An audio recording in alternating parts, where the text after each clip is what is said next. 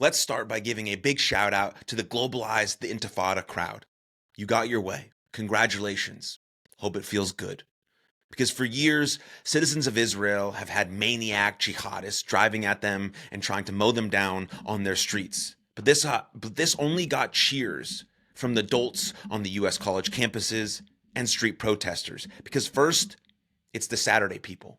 Then, the Sunday people. So just before Christmas, Germany again got a taste of this intifada. That was when a Saudi immigrant decided to plow a vehicle through a previously happy Christmas market. He killed 5 people and injured almost 200. This time, the wishes of the students at Columbia and other college campuses arrived on the streets of New Orleans. A man carrying an ISIS flag drove a pickup truck through innocent people, bringing in the new year, killing 14 people and seriously injuring dozens more. The FBI is looking into his network of contacts, and there are several things to say about all of this.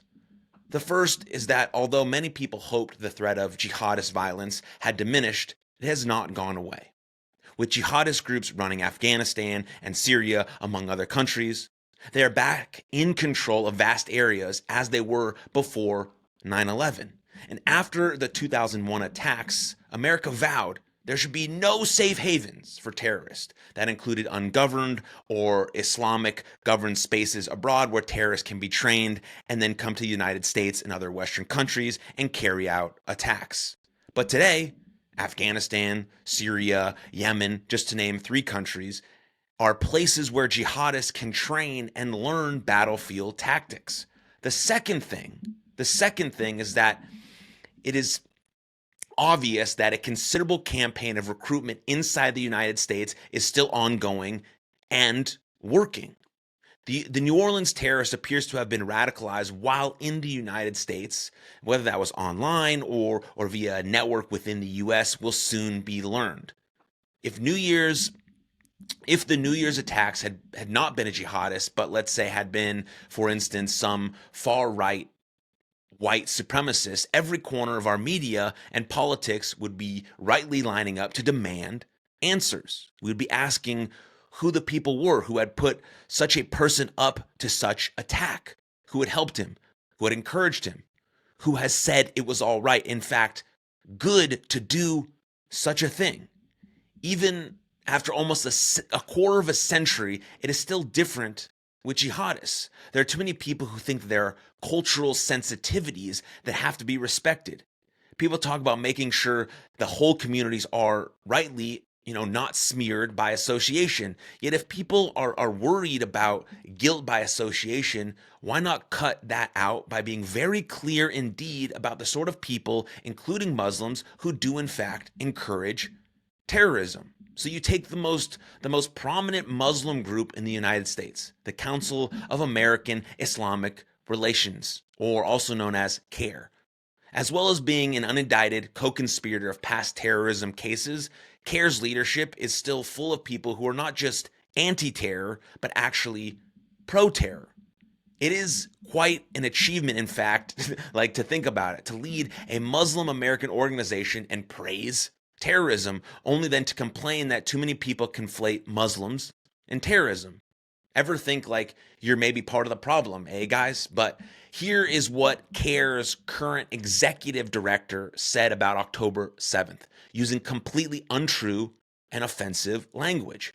He told an audience, the executive director told an audience, the people of Gaza only decided to break the siege, the walls of the concentration camp on October 7th. And yes, I was happy to see people break the siege. He went on to describe this breaking of the siege of Gaza as though on that day, Palestinians simply walked happily through their ancestral lands, right? But he forgot to mention the more salient points: the raping, the beheading, the burning people alive, and kidnapping of children. Just as worryingly, his large Muslim audience applauded his statements. On New Year's Day, as the bodies were still being collected on the streets of New Orleans, there was a pro-terrorist protest in the heart of New York. On New Year's Day, hundreds of people gathered around Times Square. The protest was organized by the Palestinian Youth Movement, the Party for Socialism and Liberation, and the People's Forum.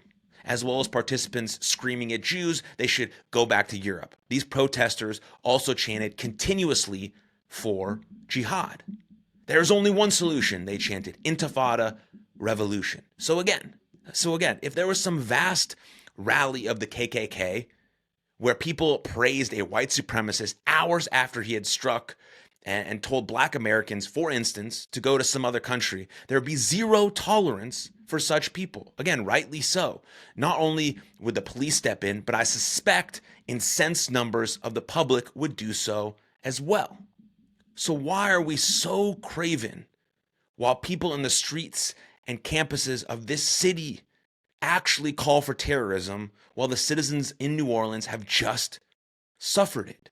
So would you defend jihad over these innocent, murdered Americans? The answer is yes, they do. A lot of online comments write, just because the attacker was Middle Eastern descent, that doesn't make him a terrorist. This is the perfect encapsulation of how the woke mind virus rots the brain. Of course, you're absolutely right. Being Middle Eastern doesn't make you a terrorist. You know what earns you that right or that title? Committing terrorism. Did they just miss that part? Do they just miss that part? They're innocent victims of what you defend for fear of not offending. Is their memory that is dishonored for this pathological intifada? Because extreme leftism is sort of characterized by the absence of personal responsibility. He is the man who jumps out the window and builds an entire campaign against the oppressive concrete. No one can convince them that the concrete will stop oppressing them when they stop jumping out the window, because this invokes accountability and responsibility at the individual level, which is frequently absent or overlooked in this collectivist philosophy. To them, the agent needs not learn the consequences of their choices, which is the real world, but instead, the concrete must become softer and more forgiving of those actions, which is the cornerstone of a false utopia. So those are my thoughts and feelings. Thank you, Douglas Murray and Elika Laban, for your insights and wisdom on this topic. And thank you for your time and attention.